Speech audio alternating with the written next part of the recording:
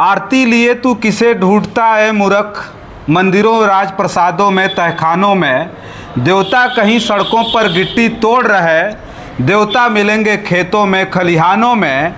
फावड़े और हल राजदंड बनने को हैं, धूसरता सोने से श्रृंगार सजाती है। दोहरा समय के रथ का घर घर नाद सुनो, सिंहासन खाली करो कि जनता आती है।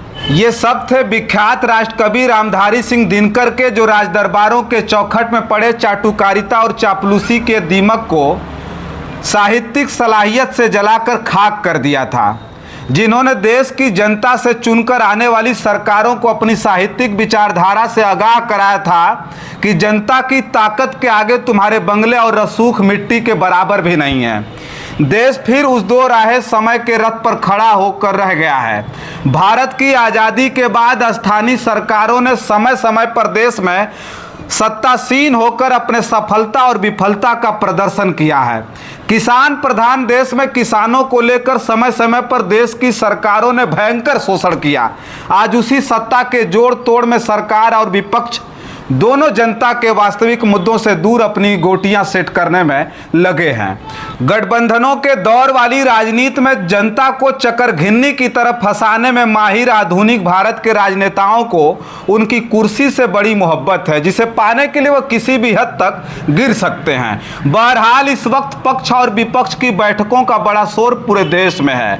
आइए कुछ चीज़ों पर विस्तार पूर्वक आपको समझाते हैं कि 2004 से लेकर 2014 तक देश की सत्ता पर काबिज जो यूपीए को सत्ता का अकाल झेलना पड़ रहा है, जो कभी सबसे बड़ा गठबंधन हुआ करता था, जिसे लेकर खुद पूरी यूपीए अब बेचैन है। प्रधानमंत्री मोदी जिस अंदाज में यूपीए पर हमला करते हैं, उसे देखते हुए विपक्ष के लिए फिर से यूपीए के झंडे तले एकजुट होना टूटी नाव में सवार होने जैसा था।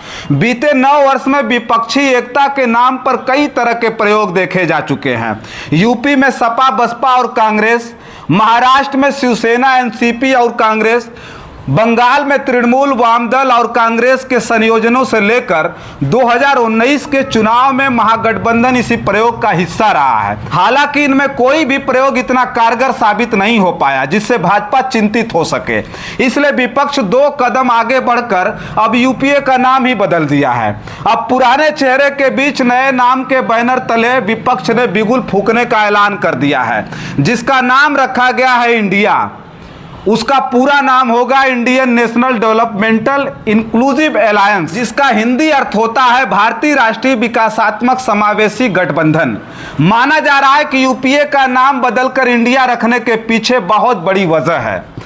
INDIA को विपक्षी दल इंडिया के तौर पर प्रचारित और प्रसारित करेंगे, जिसके अपने चुनावी लाभ हैं। मसलन इस नाम के इस्तेमाल के जरिए विपक्षी दल भाजपा और एनडीए के घटक दलों को एंटी इंडिया कह पाएंगे, जबकि अक्सर यह इन दलों की नीतियों की आलोचना करते हुए भाजपा के नेता इन्हें एंटी इंडिया कहते आए हैं।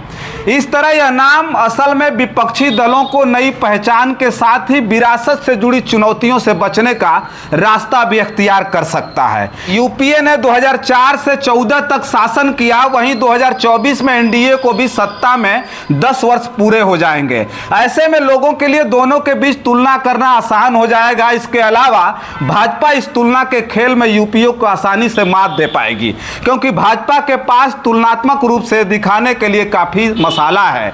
लिहाजा चुनाव के दौरान तुलना के मनोवैज्ञानिक खेल से बचने के लिए भी विपक्ष ने एक नया नाम चुना है, जबकि भाजपा को कहने के लिए कुछ भी ना मिल सके।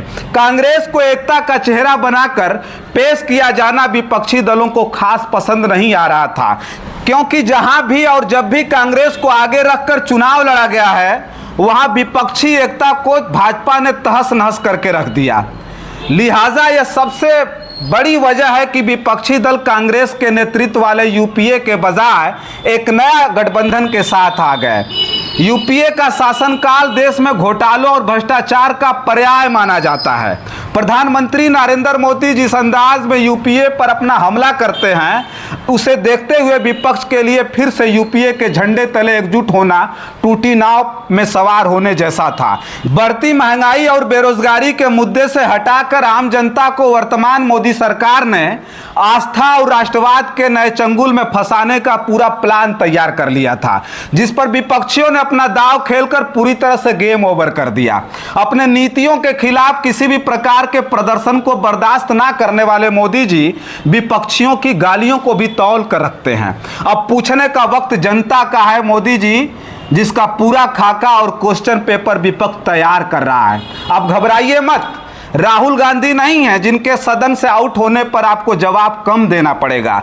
यह जनता है जिसके लिए रामधारी सिंह दिनकर ने यह भी लिखा था कि है कौन जगत में जो स्वतंत्र जनसत्ता का अवरोध करे, रह सकता सत्तारूढ़ कौन जनता जब उस पर क्रोध करे।